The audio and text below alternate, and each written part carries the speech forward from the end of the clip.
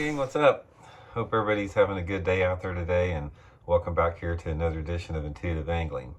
Today we're going to be talking about some conversations I had with Doug Hannon, the bass professor, sort of legendary for just catching giant bass and knowing a lot about bass fishing. A lot of you older anglers out there are very familiar with Doug, and actually I've had a couple requests for this. I don't know, they just sort of came out of the blue about wanting me to talk a little bit about Doug, so we're going to do that here in the video. Real quick, just want to remind everybody before we get started, a couple housekeeping tips here. Anybody out there interested in becoming a channel member, that's one of the greatest ways you can help support the channel here. If you're a channel member, you get stuff, you get like extra videos that aren't seen by the public every week, access to my personal email address. If you guys are interested, on the home page of my YouTube channel, on the bottom right, you'll see the little play button there, and just click on it. It says Intuitive Memberships, and you can get the information for that. Much appreciated. Okay, guys, Doug Hannon, man, I'm like you guys. When I was a kid and in high school and everything, I remember just reading article after article about Doug Hannon in his camouflage boat, his camouflage hat, catching giant 10-pound bass in Florida all the time. He was the big bass expert. They called him the bass professor.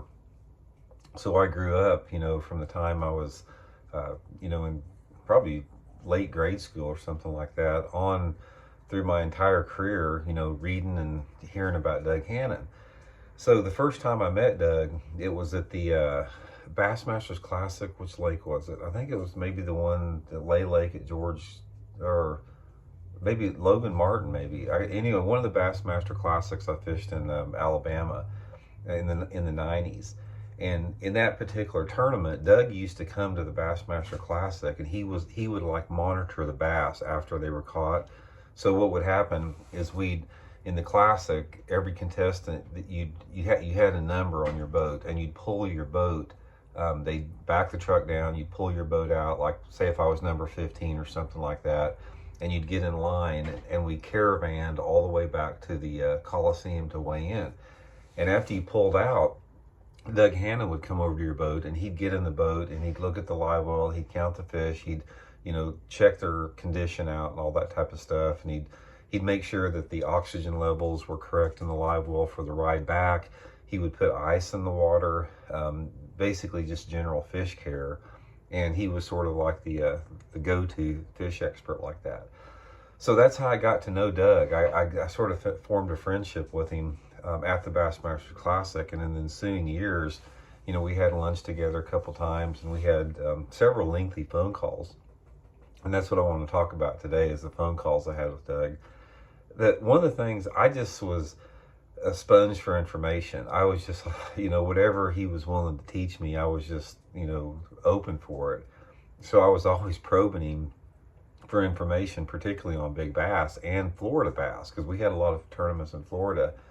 And the one thing he told me, it's like, he was talking about all the giant bass he'd caught in Florida over the years. And I think he'd caught something like over 300 bass over 10 pounds in the state of Florida. And he told me that the majority of those 10-pounders that he caught came on what he called a swimming worm. Now, the swimming worm, if you haven't seen it, all it is like it's a 7-inch straight tail plastic worm. I think he used an old cream worm back then or something. And he had a special hook in it. He had the hook he actually sent me some. He sent me the whole rig up and everything, how to rig it.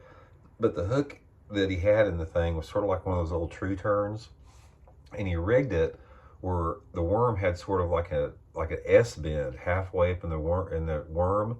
It was crooked, and you put it on a barrel swivel above it, and when you reel that thing in the water, it just corkscrewed through the water like that.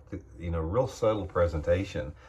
And he said, out of all his years diving and studying bass and studying big bass and studying bass behavior, he said that the big bass reacted to that swimming worm better than any lure that he ever fished for him. And, being the student that he was, I started using the swimming worm a lot. And I found a few situations where it worked, but it's like it was very situational, and it was sort of like unique to Florida. I did pretty good on Florida in a couple tournaments on it. I made the top 10 at a Bassmaster, I can't remember if it was top 100 or Invitational at the St. Johns River on it.